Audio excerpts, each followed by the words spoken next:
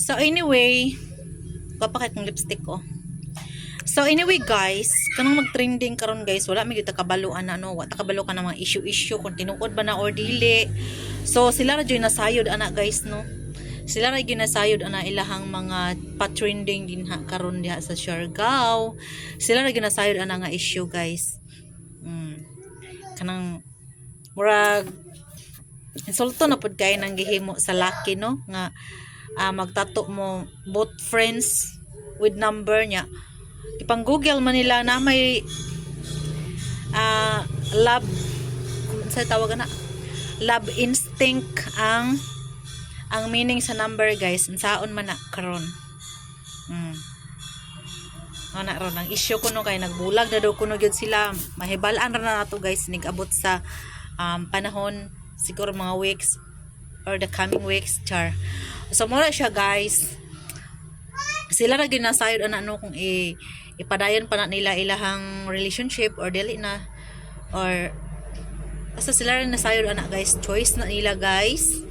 Pero si Andy anyway, si Andy murag sakit kay siyang part no nga naginana si Pelmar kay kuan manggod kanang i-give up niya iyang career, iyang pagka-artista. I-give up niya yung pagka-artista. Wala na siya mga sa pang-artista nga mga gamit kuno according sa mga post.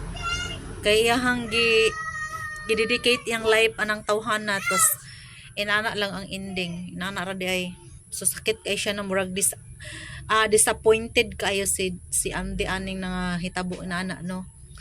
So ilaharan na sila rin nasayod ana kung ila pa man ang i-go or dili na or tinuod ba or dili. So mao na siya guys, maniid lang tayo nag-abot sa panahon. Pero ako lang ikastorya no kay ang tao jud nga nagilab jud ka ikip jud kaniya dili jud na siya maghimo og mga butang nga ikasakit nimo or disappoint nimo or ikaduda nimo, di ba? Kung love jud ka sa isa ka tao, dili jud na siya maghimo guys. Mo gina siya kanang mohimo og mga inana guys. Mo na mga sign nga kanang tawhana dili gid siya para sa imo. Mo na siya guys. Wata kabalo kung tinuod ba na or dili, sila rin nasayod ana guys. So more to guys. Bye.